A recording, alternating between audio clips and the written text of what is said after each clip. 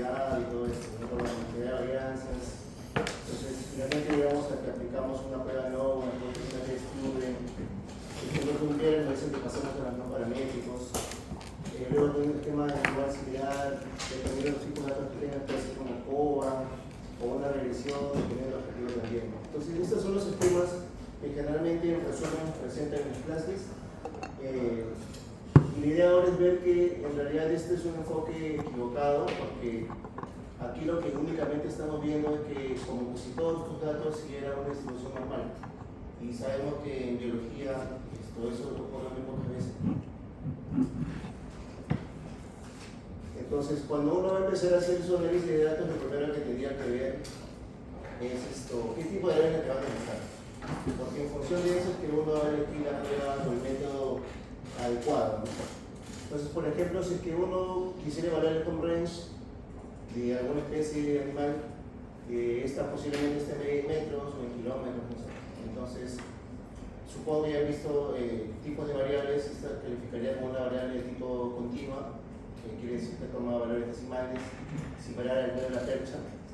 Pero si lo comparamos con la riqueza de especies, es una variable diferente porque no tiene decimales. Es una variable discreta que está acotada en cero, o sea, no tiene negativos, va de cero a más infinito. Similar al número de colonias, y por ejemplo, si hablan de presencia o ausencia de una especie, de la misma forma, ¿no? O sea, solamente toma valores ceros o unos, ¿no? O positivo, negativo, éxito, fracaso. Y luego, por último, el porcentaje de igualdad, que en este caso va de 0 a 1. Inclusive hay, dependiendo de algunos casos,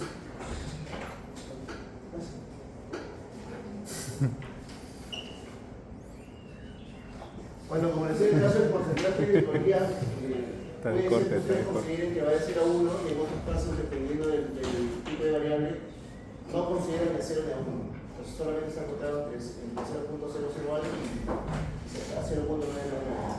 Entonces, como se dan cuenta, las variables son diferentes, no están acotadas, tienen diferentes rangos, son diferentes tipos de variables en realidad.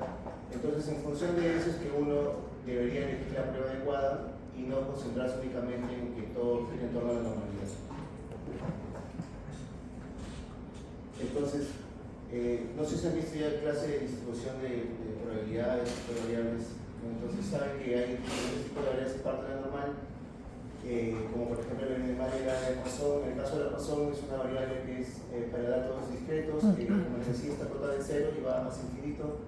Y en la binomial hablamos de estos sin fracasos, y en la normal teóricamente puede ir de menos infinito a infinito. Entonces, a su vez, supongo que han visto en clase también que todas las distribuciones se comprenden de algo que se llama parámetro, que es algo que permite describir a la distribución, ¿no? En el caso de la normal, sus parámetros son la varianza y la media. En la binomial son el tamaño no es la proporción y la proporción es lambda. Entonces, ¿por qué es importante recordar esto? Porque no sé si han escuchado que cuando le dicen si tus datos cumplen con los supuestos de normalidad, opta por una prueba no paramétrica. Entonces, eso en realidad está equivocado, porque por ejemplo, aquí hemos estas distribuciones y todas tienen parámetros. Entonces, cuando se habla de no paramétrico, se refiere a que la distribución, o teóricamente la que ustedes asumen que sigue su variable, no tiene ningún parámetro, o sea, no está descrito. Entonces, en realidad, esto sigue siendo paramétrico.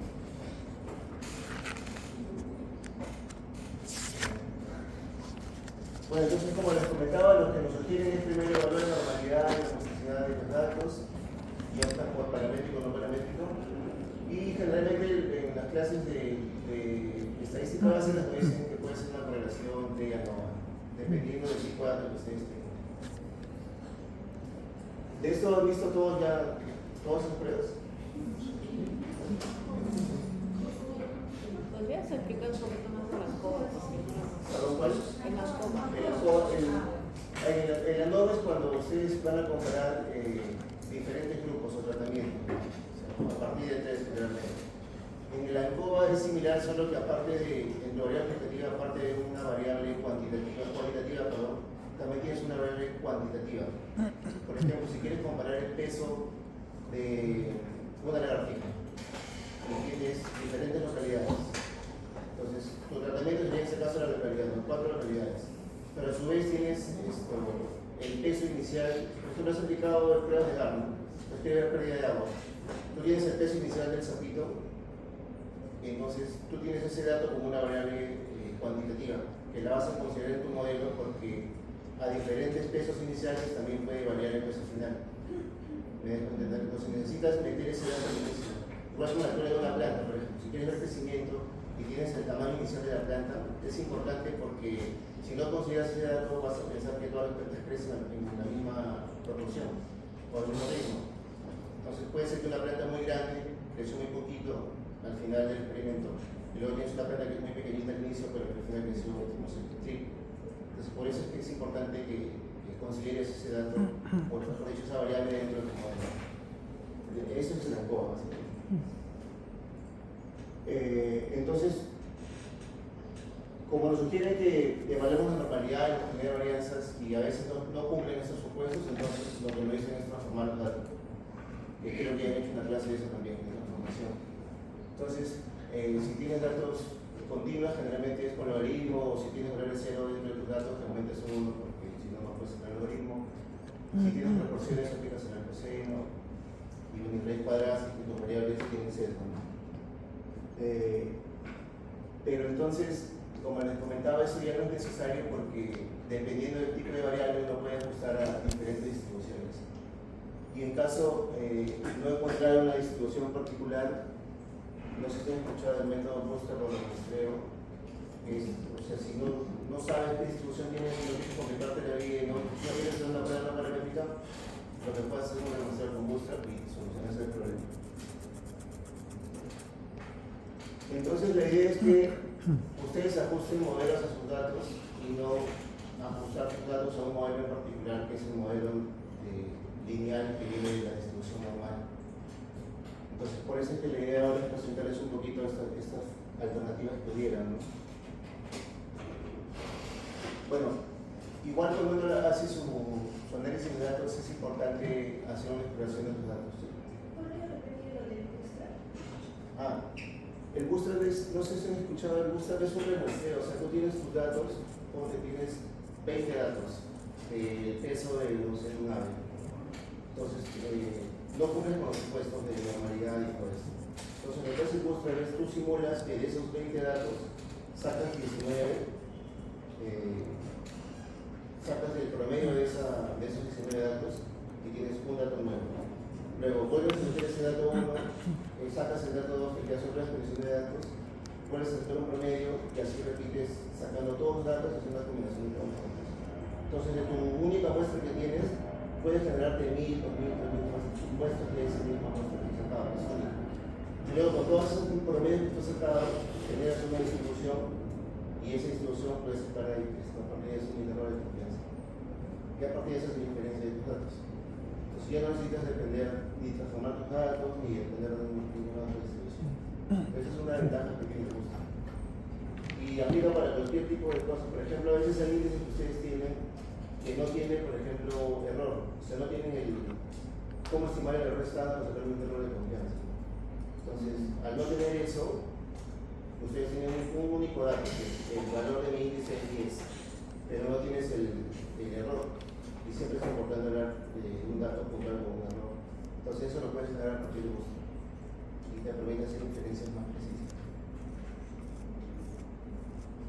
Entonces, como lo comentaba, se sugiere que antes de iniciar sus datos hagan una exploración de los mismos mediante gráficas principalmente, porque a veces se nos pasan cosas tipo tipeo de edad, donde por ahí te aparece un outlier que tú crees que es un dato raro, pero en realidad estás confundido, pusiste un 0 de más, un número de más, o te confundiste en el decimal.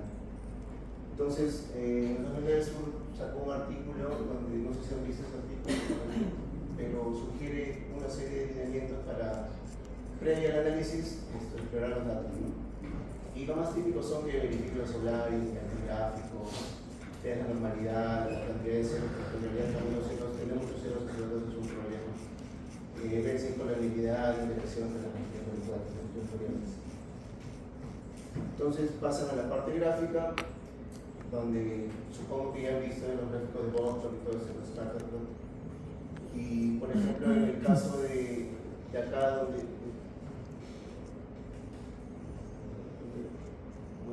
pero en donde presento los ejes Y y X, por ejemplo, ustedes ven que en el gráfico de la izquierda, el primero, si yo lo veo así y, por ejemplo, considero que el B es un outlier, si yo quiero hacer la tendencia de esa regresión, como el A está hacia la izquierda, lo que va a hacer es que me va a jalar la tendencia hacia la izquierda.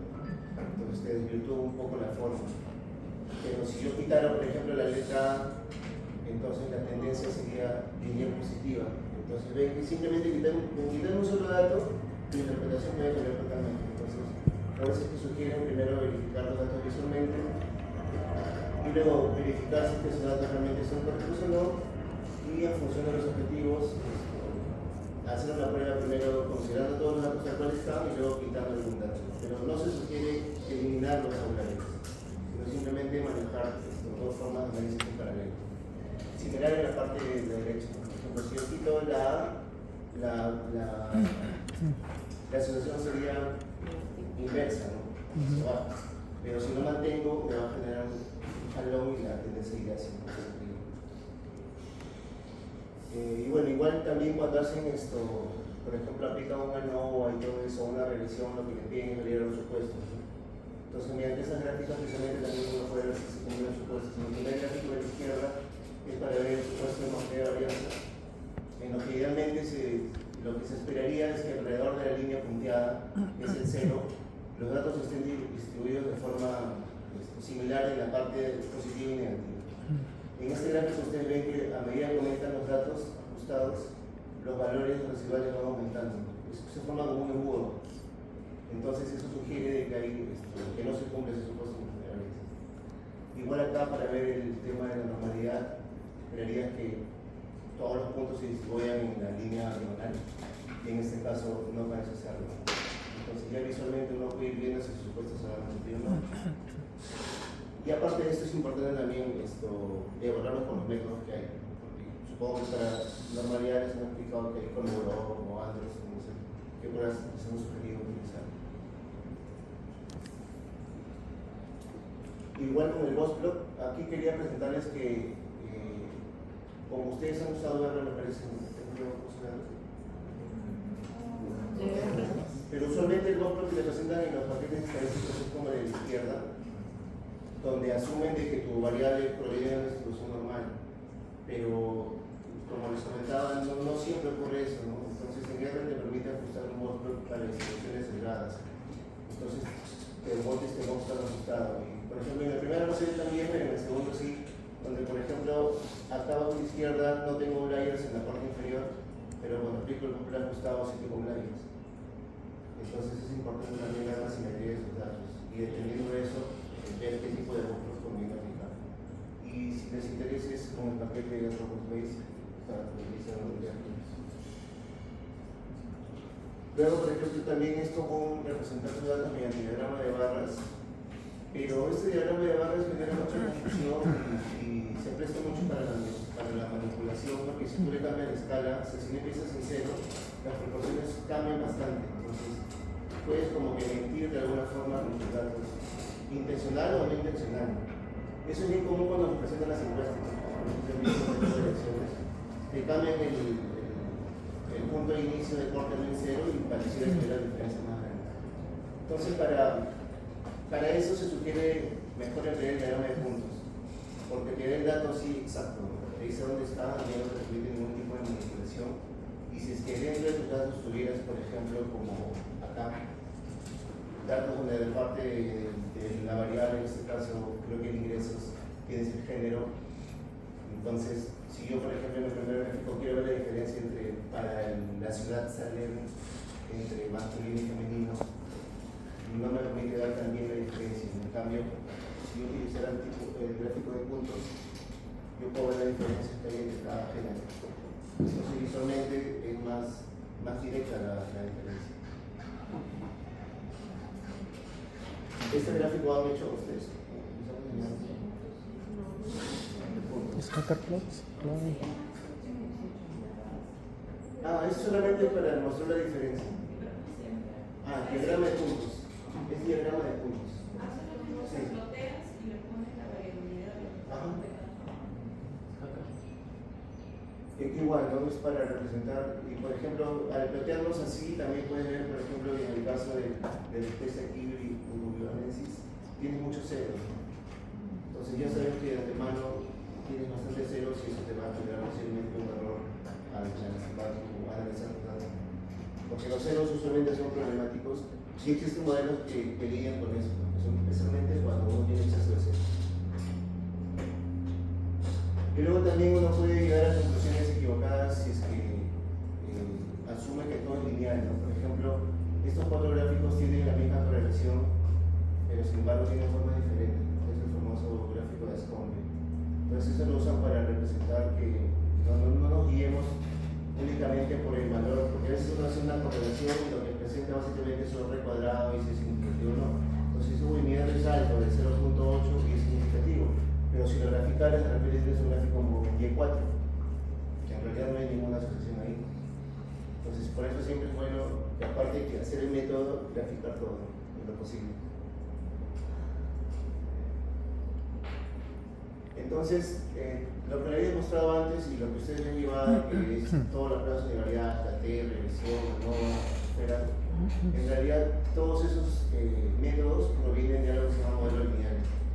El modelo lineal es como una generalización de todos estos métodos particulares. Entonces, hasta el día de hoy, lastimosamente, nos siguen enseñando todo por separado, cuando en realidad lo más práctico es que de una vez nos enfoquen en que el modelo es lineal y que se comience a hablar de la palabra modelo. Porque finalmente lo que ustedes hacen con sus tesis es, tienen un modelo que quieren probar, ¿no? O sea, tienen un interés puntual, una hipótesis, y de acuerdo a eso tienen una ecuación matemática que permite escribir esa hipótesis que ustedes están planteando. Entonces, si ustedes comienzan a ver todo como un modelo, en el caso del modelo de lo que ustedes vienen trabajando, que es con la normalidad, este es un modelo lineal normal, ¿no? Entonces, como les decía, cuando uno habla de modelos lineales, se refiere en este caso a que en los parámetros del modelo, de la ecuación, yo no tengo exponentes, ¿no? Por ejemplo, acá, este es un modelo lineal porque el parámetro no tiene ningún exponente, o mejor dicho, la variable de interés no tiene exponente, a diferencia de esto, que sí tiene un exponente. Entonces, en estos dos casos vienen a ser sí modelos lineales, y en este caso no, porque miren la forma que tiene la ecuación. Entonces, suele haber mucha confusión de que te hablan de modelo lineal cuando tu gráfico es así como una línea. Pero lineal no se refiere a que es una línea visualmente, sino que los parámetros están en la misma escala, en cambio que no varían. Entonces, eso también es importante aclarar porque genera mucha confusión generalmente. Profe, sí, se pone que se cuadra. Está la, no sé cómo escuchar la regresión polinómica. Ese es un modelo lineal también. A pesar que se grafica como una campana. Es por la forma de la ecuación que es lineal. Sí, o sea, no, esa última parte también no me quedó claro que una ecuación cuadrática representa ser un modelo lineal. Sí, solo que lo que quise decir en realidad es que en este caso la variable no está como exponente, mejor dicho. En la parte no lineal, el parámetro de interés es alfa y beta, y alfa y beta aquí son exponentes, están como exponenciales. Entonces eso ya no es lineal. ¿Me dejan entender? En este caso no. A pesar que puede ser cuadrática, cúbica, perfecta, sigue siendo lineal. Sino que a veces hay la confusión de que creen que es lineal por la forma que tiene tu programa de puntos, o tu escato, porque no es así. ¿Y por qué? Claro, lo que más es el coeficiente. Por eso es que una regresión polinómica sigue siendo exacto, sigue siendo lineal. ¿Y por qué es que se pone la variable como exponente al final? Por el modelo que tienes, o sea, por ejemplo, si es en este caso, no recuerdo bien el nombre, pero ustedes que han usado PAS en la parte de distribuciones hay una parte que dice no lineal, me parece. Entonces, básicamente por la ecuación. O sea, son modelos en donde, como les decía, la variable está como un exponente. Entonces creo que, por ejemplo, hay una forma básicamente son ecuaciones teóricas. Además con los que hacen ecología de población, sí, los poblacionales que utilizan modelos teóricos de población, suelen utilizar ese tipo de ecuaciones. O cuando, por ejemplo, también quieren ver la proporción de, se suele pensar que a más área de un lugar hay mayor diversidad de especies, ¿no? Pero hay una ecuación que no recuerdo cómo se llama, en la que emplean también ese tipo de modelos que no son lineales. Profesor, y las logarítmicas entonces serían los lineales. Exacto. Exacto. Logarítmicas, sí. Las logarítmicas son los lineales. Es puramente por la forma que tiene la ecuación. Entonces ustedes pueden luego revisar esta página donde esta persona representa todos los modelos, todas las pruebas paramétricas en forma de modelos en R, ¿no? Entonces para que vean de dónde proviene cada uno. ¿Cuál página? Está. Todo bueno, de ahí se los paso para que puedan explicar. Pero la idea con esto es que básicamente ustedes se den cuenta de que cuando ustedes están vistos, cuando ustedes trabajan en una prueba que o alguna regresión, nos pone como forma de ecuación, ¿no? Y la vírgula y en función de algo. Con eso que ustedes tienen que ir a partir de ahora, para que traten de ver todo lo que viene que sea más fácil. Entonces, cuando ustedes tienen esa forma clara, lo único que luego tienen que modificar son algunas cosas y vas a tener el equivalente a una NOVA, una COA, una correlación. Pero es mejor verlo así, como si todo fuera un modelo, no segmentarlo en que es una prueba T, es una NOVA, al final son lo mismo. Entonces, para que sea más claro, una cosa más práctica, ¿no? Entonces, imaginemos ustedes quieren comparar a dos biomasas. Y en su clase han tenido paz y lo que te piden ya anda paz y comprueba una prueba T. Entonces, en este tipo de análisis, ¿ustedes qué ven? Si es el resultado. ¿Qué es lo que van a interpretar ahí?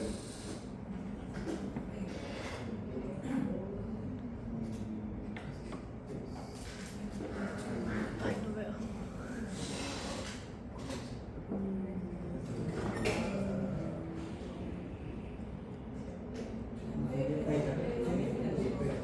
La B y qué más. Y el valor de T. En este caso, el valor de T es 3.46 y su T valor asociado es 0.003. Entonces dicen que es. ¿Qué concluyen de eso? Existen diferencias. Exacto, ya. Esa es la parte tradicional, digamos. Entonces, otra forma de verlo es así. Ustedes hacen lo mismo en R. Entonces vamos a tener igual en la T, pero en este caso sería diferente, ¿no? Yo tengo el P valor, pero de la pendiente que es zona B, y me da 0.032, que es lo mismo que me da aquí el PAS. 0.0032 con su valor de T de 3.46 y también me da un T valor de 3.46.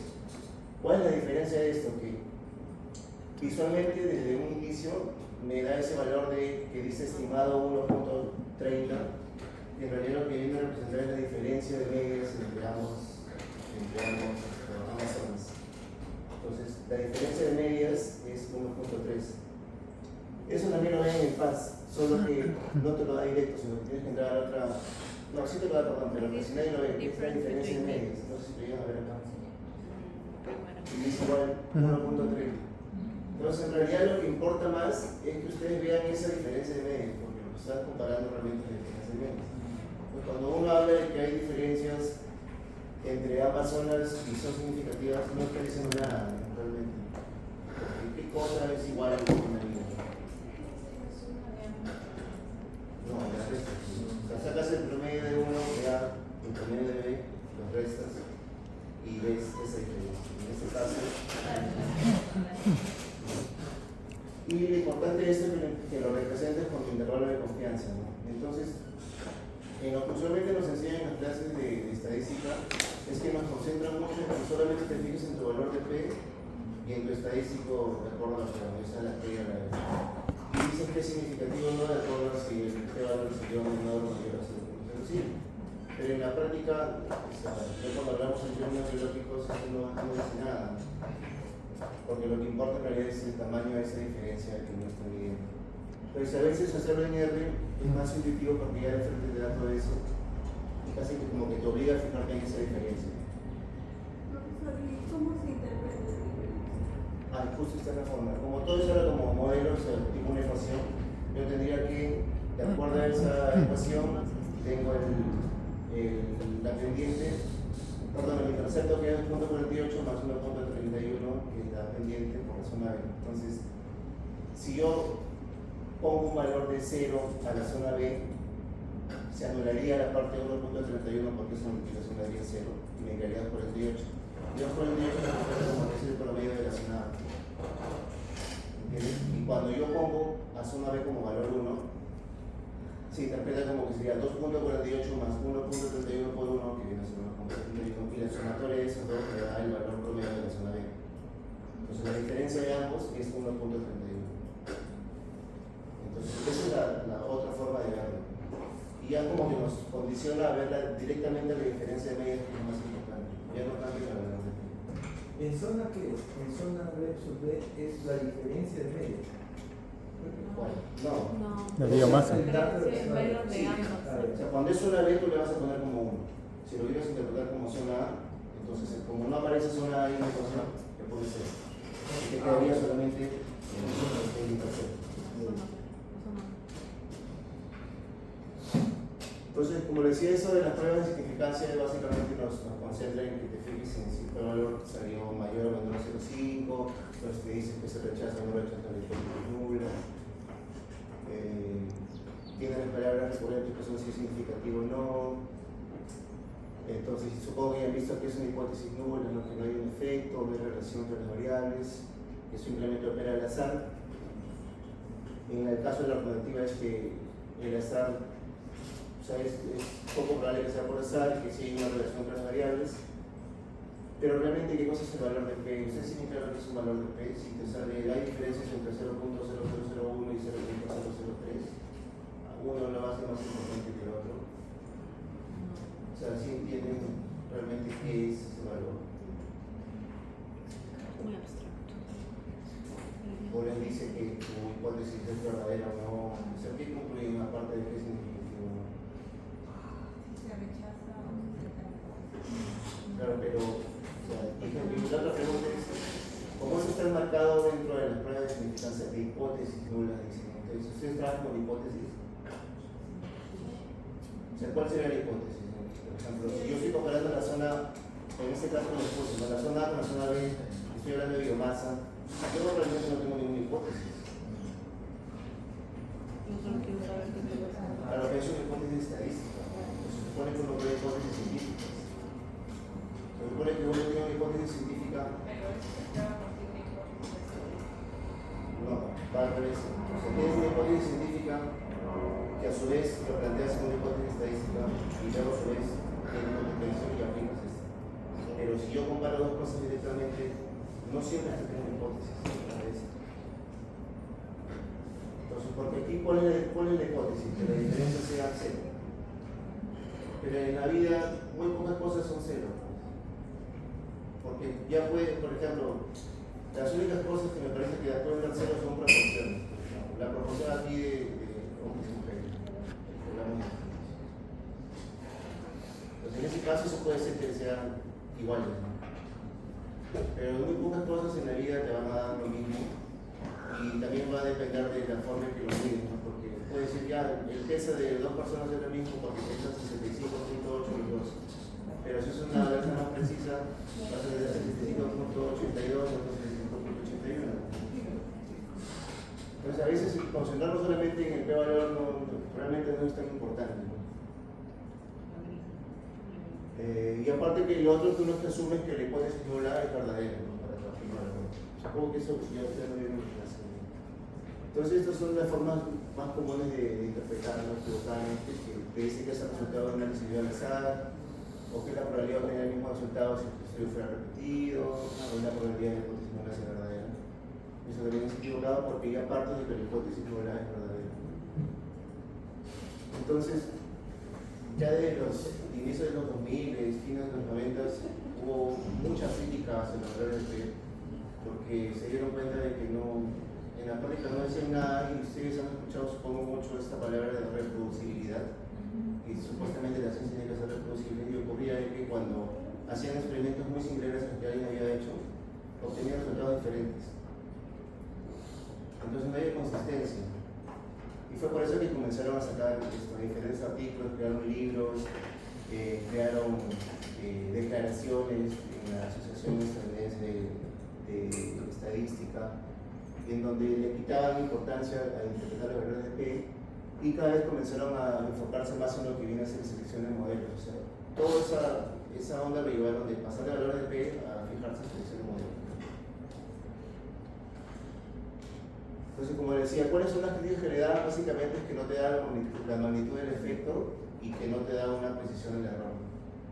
Entonces, como vimos hace un momento, el p-valor sería 0.003 con una t de 3.42, pero realmente eso es importante, no cuánto es la diferencia, no cuál es el error de eso, tampoco te lo dicen. Entonces, que tengas un valor de p mayor a 0.5 no te dicen que en realidad no hay efecto, sino que te dicen que el tamaño de muestra no ha sido lo suficientemente grande para revelarlo, porque si ustedes se fijan en las fórmulas, el valor de P lo calculas, si lo revisan bien, ven en función del tamaño de muestra. Pero si tu tamaño de muestra cada vez es más grande, el valor sí o sí va a ser más chiquito. Entonces, acá tenía un ejemplo, si quería mostrarlo.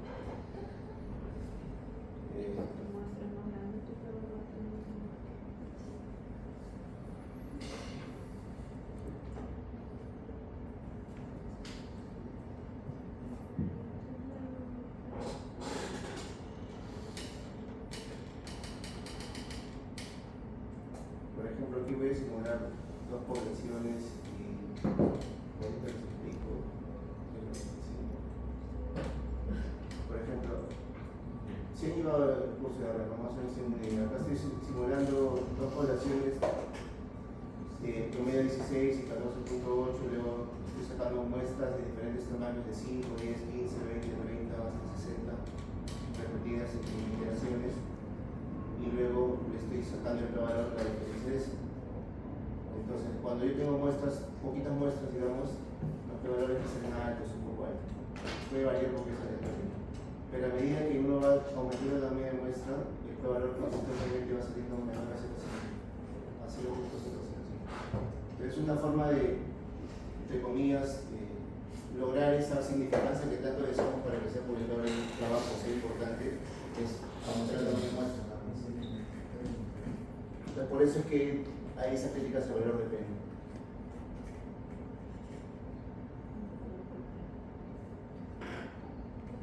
Entonces, según esa gráfica, para tener un valor de P de 0.5 es una muestra de 30. Pero depende de tu grupo de estudio. Ajá, claro, que no siempre. Sí. Claro, es que lo que pasa es que la crítica se es que si se fijan todas las publicaciones, todo lo que es importante, si es significativo o no. O sea, creo que si es que hay una relación, simplemente el valor aumentas el tamaño de muestra si tu significancia va a mejorar, pero no quiere decir que si no tienes una relación y aumentas tu tamaño de muestra, mágicamente va a haber una significancia. Es que sí, por azar ocurre. Inclusive, si es que, por ejemplo, mira, acá tengo otro. En esto, acá estoy simulando, voy a simular de que tengo una población en donde no hay diferencias. El promedio de todos es 35 con una dirección de 2. Y luego voy a crear dos muestras, o dos poblaciones, donde machos y hembras. Se supone que como vienen de la misma población no debería haber diferencias. Entonces, si yo hago la simulación,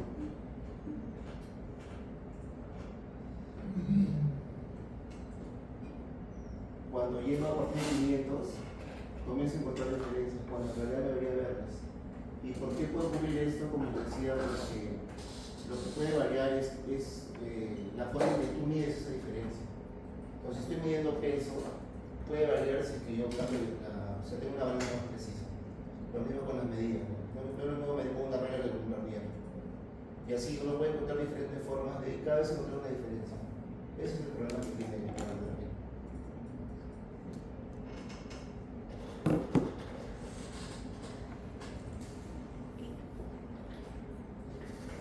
Entonces lo que ocurre es que, no sé si has escuchado ese término, que es el p-hacking, que es la tentación de esta, porque como no me dio significativo en la primera prueba que hice, entonces voy a sacar un dato, o no sé, saco un grupito de datos, o meto otra variable, hago un montón de modificaciones donde puedo tener el p menor a 0.05. Y eso es lo que todos hemos hecho en algún momento. No sé si todos, pero bueno, pensaría que la mayoría lo he hecho en algún momento. Porque viene esta idea de que si no es significativo no es importante, pero no, realmente no es así. Y viene de esta fórmula, ¿no? Como ven el n está abajo en el denominador. Por eso que cada vez que tienes un n más grande, todo se hace más chiquito. Una consulta, ¿de qué piensas eso de transformar los datos, por ejemplo, algoritmos? Que como lo voy a mostrar ahorita ya no, existen otros métodos para que no se estén formando datos. O sea, a veces que tú transformas generalmente por falta de normalidad. Entonces, si estás, por ejemplo, trabajando con datos de riqueza de especies, que como les mostré hace un momento, son conteos que vienen de Poisson, entonces se emplea una regresión de Poisson o un modelo de Poisson. Si tengo, por ejemplo, datos de proporciones, claro, no te vas a salir normal porque no sigo una asociación normal. Entonces trabajas con una regresión binomial. Y así, ajustas a otro modelo. O sea, la idea es que tus datos no los cambies. Porque inclusive al transformar tus datos, si es que lo hicieras, se te complica la interpretación luego, porque ya no estás transformando en las unidades. Entonces, si interpreta el coseno, la diferencia entre el coseno y el idea de entonces, como ya hay otra forma, existen muchos modelos en realidad, no necesitas transformar. Ahora, si tienes falta de, por ejemplo, de homogeneidad varianza, eso no ocurre. Existen modelos donde piden homogeneidad varianza. Entonces, no necesitas realmente transformar. Y por último, si es que no hubiera una distribución acorde a tus datos, está el booster, que es en realidad la salvación para todo. El booster te sabe de ¿Las aplicaciones de válido? sí, claro, sí. El booster es importante. Bueno, entonces esto de las significancias y todo esto es que luego decirte que algo no es diferente, que, o sea, no te dice si realmente no hay efecto, la significancia te dice también lo mismo que la significancia real, y que algo sea estadísticamente diferente no necesariamente es lo que tú me preguntabas, por ejemplo, si es que ¿qué pasa si no cumpliera la normalidad no cumpliera? Bueno, en el caso de la normalidad, por suerte, cuando se hacen simulaciones, se ve que la normalidad es un supuesto que a partir de cierto tamaño de muestra se lo puede cumplir. No es tan importante. Salvo que tengas tamaño de muestra muy pequeñito, como menores a 20, 10 quizás. Pero si no, si tienes más de 30, posiblemente no afecte nada. Pero el problema es con la homogeneidad de varianza. Entonces, si tienes homogeneidad de varianzas, existen unos modelos que se llaman los mínimos cuadrados generalizados. Y lo que hace es que, aparte de modelar la media, también modela la varianza al mismo tiempo. Entonces, eso ya lo que te hace es te ajusta los errores estándar, entonces tienes los p-valores y intervalos de confianza que son realmente válidos. Aquí un ejemplo donde yo hago un ANOVA, por ejemplo, y como ven acá en este gráfico de residuos, hay mucha variabilidad en las varianzas. En el caso de la primera línea, las varianzas son más cortitas a comparación de la última. Entonces, ven que es diferente. Entonces, si yo aplicar esto directamente, ese p-valor es, no sé, medio, puede generar confusión y no ser realmente, no es real, no es confiable. Entonces, mediante estos modelos que te permiten simular en pequeños yo puedo modelar diferentes formas de, en este caso, la varianza. En el primero, yo pongo una varianza distinta para cada grupo, luego ponerla como función exponencial, como función potencia, y entonces lo que hago es pruebo con todos y veo cuál se ajusta con mis datos. Y después de eso, selecciono. Entonces, te saldría algo parecido a esto. Y acá te muestra, en la parte de abajo, donde dice parámetros estimados, te da la varianza para cada tratamiento en este caso. Sí. No. En realidad puedes aplicarlo para varias cosas, porque se aplican modelos más complejos, tipo cuando tienes modelos mixtos. No, claro, pero ese de ahí, el mínimo cuadrado generalizado, entiendo que para cuando comparas grupos o si quieres hacer una relación más directa de una variable dependiendo de la independiente. Sí, es con grupos. Y la otra es que, como tú me decías, pues, o te decías, si tienes datos de riqueza, tipo conteos o variables que son seres vivos, entonces puedo usar estos modelos. El logístico lineal, el son, gamma, lo lineal. Mediante los modelos lineales generalizados, no sé si han escuchado eso.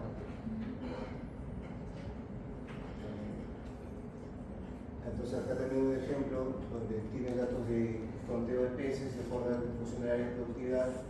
Entonces más o menos el resultado de datos tendría algo así, donde interpretas al final los coeficientes y tienes que transformarlos mediante la exponencial para que los interpretes en las unidades originales de la variable.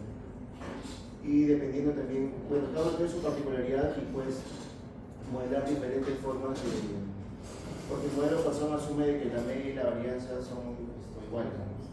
Entonces a veces no ocurre, entonces también hay formas de probar diferentes variantes de eso, ¿no? Entonces, en general, ¿cuáles serían las alternativas a las pruebas de p-valor? ¿No? O sea, ¿qué más puedo hacer con mi p-valor cuando aplico un nodo y todo eso? Entonces, una opción, que es la que la mayoría recomienda, es el tamaño del efecto y el intervalo de confianza. Creo que es la más importante de todas.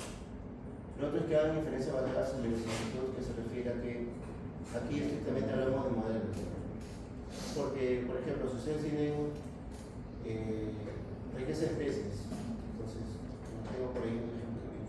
Tienes riqueza de especies, entonces dice ya, riqueza de especies va a ir en función de área de bosque, distancia al río más cercano, no sé qué le va a decir, clima, elevación, y tiene 5 variables vectores. Entonces, se supone que a priori uno tiene la explicación de en qué varía la riqueza de especies. Una alternativa es que consideres que todas esas 5 variables vectores son importantes. Entonces, eso es un modelo. Pero puede que a priori también tú creas que quizás no son las 5, sino solamente esas 2. Entonces, creas otro modelo con solamente 2 vectores. O puede que consideres uno más, un tercero y 3. Entonces, tienes 3 modelos diferentes para los cuales tú vas a realizar una diferencia basada en verosimilitud y vas a ver qué modelo clasifica mejor tus datos. Y de acuerdo a eso, eliges un modelo. Pero ya no eliges variables, sino ya pasas a elegir modelos. Y ya no te fijas en el valor de. Lo otro es que apliquen el bootstrap, como les decía, que es solución para cualquier cosa, y lo otro que es la diferencia adicional, que últimamente para todo aplican varias. Que lo de filogenia trabaja con más simplemente.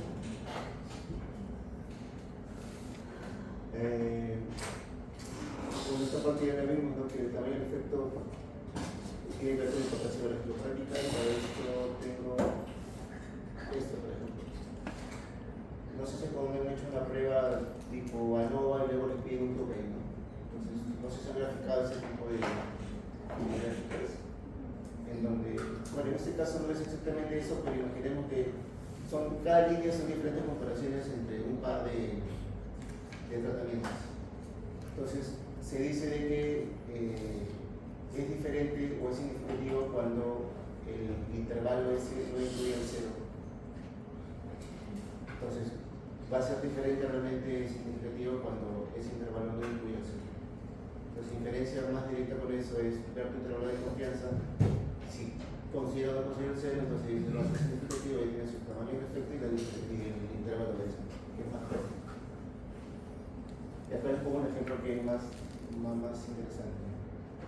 Por ejemplo, se supone que ustedes cuando tienen una hipótesis y quieren comparar algo, ustedes esperan un tamaño de efecto particular. Para hacerlo más práctico esto, vamos a ponernos en la temperatura corporal. Entonces, nosotros sabemos que la temperatura corporal en promedio es 36.8, 36.5. Entonces ya cuando comienzas a ver 37, ya sabes que eso es fiebre, automáticamente. Entonces, ¿qué ocurre cuando nosotros medimos o estudiamos cosas que realmente no sabemos o no conocemos mucho sobre ese tema? Si yo encuentro una diferencia en pesos de una especie de 5 gramos, yo realmente no sé si es que eso es importante o no, porque no conocemos, estamos recién conociendo el caso. Entonces, aquí nos ponen el ejemplo de que si yo tengo un efecto cero y mi intervalo de confianza considera ese efecto cero, mejor dicho, el estimado es menor, pero el intervalo considera ese como efecto cero, entonces eso sería no significativo. Luego pasamos al siguiente caso en 1.9, donde ya me estoy acercando al efecto que yo espero, que supongamos que es fiebre, mínimo efecto es fiebre, 36.5, pero mi estimado sale 34, entonces como encima considero el 0, no lo considero. Luego paso al siguiente caso donde ya no considero el efecto 0, pero sí el mínimo efecto. Entonces, estadísticamente eso me da significativo, pero biológicamente va a ser inconcluso. Y luego tengo el caso ideal donde yo sí tengo que biológico y estadísticamente significativo porque no incluye el 0 y es mayor al mínimo efecto que yo esperaba. Entonces, la idea es que ustedes vean esto y traten de que, en el contexto de que cada uno está estudiando, tengan una idea de que realmente es importante o no. Porque los números por sí solos no nos dicen nada.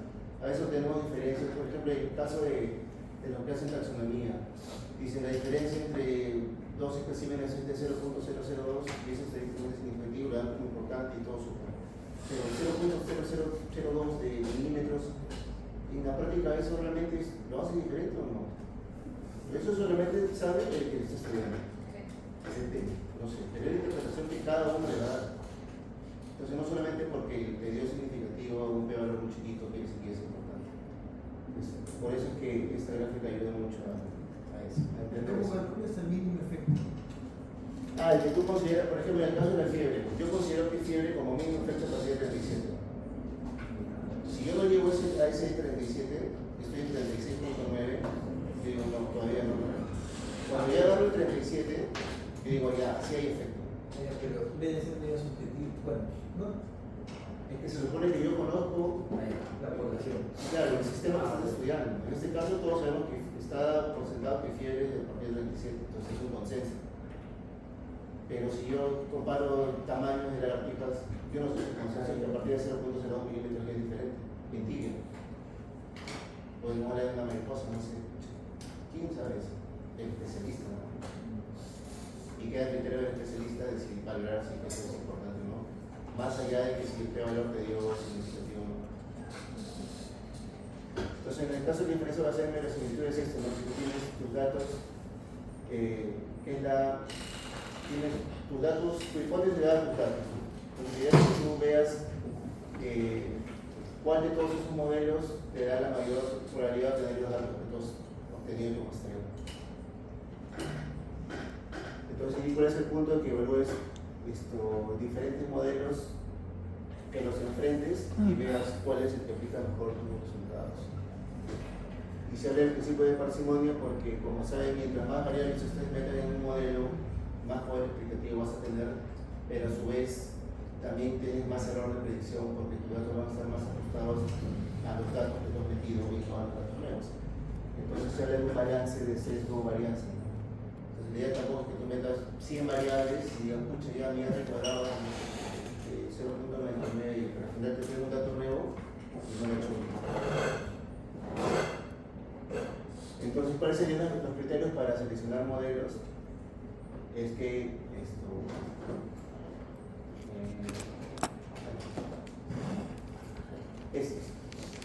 no sé si en prevención llevado al ajustado, les han hablado de la IC, de que dice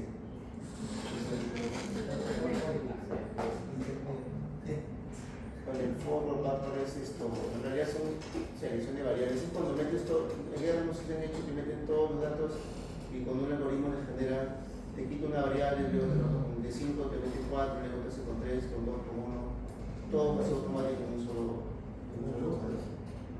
Claro, como un bootstrap, parecido. No es un bootstrap, pero es similar. Donde mete una variable y te combina todas las variables, te saca como un factorial del número de variables que tenga. Ese es por. Sí, es para atrás y para adelante. Unos empiezan con todos y baja uno, y otros empiezan de uno y bajan todos. Entonces luego te enfrenta a todos los modelos y te dice, ya este es el mejor modelo. Pero en realidad, de fondo, lo que evalúa eso es la importancia de cada variable de cada modelo. Prueban diferentes modelos combinando todas las variables. Exacto. Y ven cuál es mejor. Ajá. Por ejemplo, antes de hacer eso, ¿no sería mejor primero hacer una matriz de correlación entre las variables para ver cuáles entre ellas suman la misma, o sea, es la misma Claro, que no Y están eliges uno. correlacionadas. Es que en realidad, teóricamente, se supone que cuando uno hace una regresión a uno de estos modelos, asume de que todas las ventajas son independientes, la correlación debe ser cero. Pero en la práctica eso no existe, es imposible. Siempre hay una forma de correlacionar. La idea es que no metas dos variables que tengan la misma información, básicamente. Y sí, ahí viene lo que tú dices. Por eso es importante hacer estas operaciones gráficas en un inicio. Porque de inicio tú les das muestra y es por pura. Tengo que elegir por una de las dos y de acuerdo al contexto que estás estudiando, tú consideras qué variable es más importante. Y decir por una. Pero la idea es eso, ¿no? Que en base a estos criterios, que son solamente algunos, uno elija algún modelo en particular. Bueno, en el caso del AIC y el BIC, que son los más utilizados, el AIC penaliza más el número de parámetros, a diferencia del BIC. Perdón, penaliza menos. Acá entonces les voy a... ¿Hasta ahí alguna pregunta?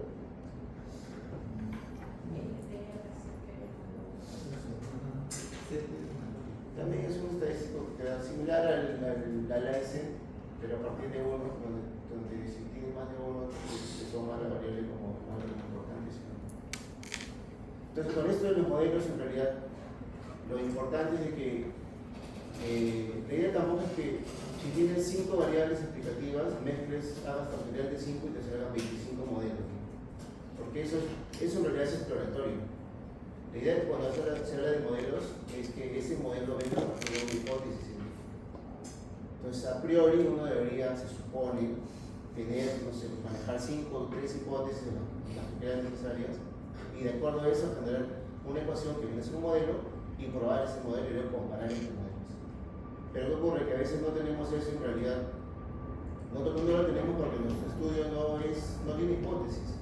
Es un estudio exploratorio o descriptivo. Entonces, hacer todo esto, la verdad es que muchas veces no es muy necesario. No es una tendencia y que probar esa tendencia. Exacto, pero en realidad lo que tienes que descubrir son patrones. Por ejemplo, bueno, acá no hay internet, creo, pero no sé si por ahí han visto, bueno, los expertos fácil han visto.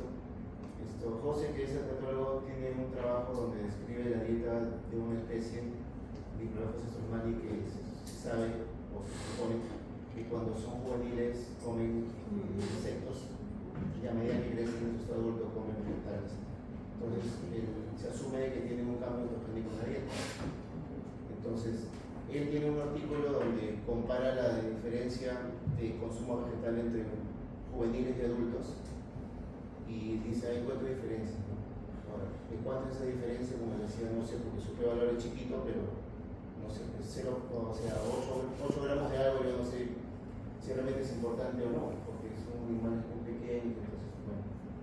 Pero a su vez, él tiene una representación gráfica en un PCA, donde tiene todos los ítems en un PCA, ¿no? Todos los ítems, si son juveniles o no, luego los grafica en un PCA y espacialmente ve que por acá se agrupan los juveniles, por acá los adultos, y por acá hay mayor consumo de insectos y por acá hay un consumo vegetal. Entonces, con ese gráfico, uno visualmente ya ve todo. Porque en realidad lo que le está haciendo es un trabajo descriptivo. Está describiendo el patrón que está observando. Luego verá un segundo proyecto de la explicación y hacer experimentos de por qué los adultos comen más por un requerimiento energético, hará sus experimentos y validará esas hipótesis. Pero en realidad lo que está describiendo es un patrón. Entonces, a veces, como estamos tan condicionados a crecer el valor de P y que todo tiene los estadísticos más significativo, nos olvidamos que existen herramientas visuales tipo los análisis multivariados, donde en un solo gráfico yo otro. ¿Hay alguna pregunta hasta ahí? Si no, ¿ustedes han visto algo de eso en clase? Modelos y todo eso, No. Todavía. Quedó para ellos. O sea, hicimos todo el previo para que cuando Bien. lleguen los muestres los modelos. Ya, entonces aquí tengo todo un manejo lineal, o para hacerlo más rápido me muestro solamente los resultados. ¿Hasta qué no tienen que hacer? Cada una. Cada Si quieres. uno. Depende de ti. Depende de ti. Ah, ya ¿cómo es eso? Yo muestro un ejemplo. Ya.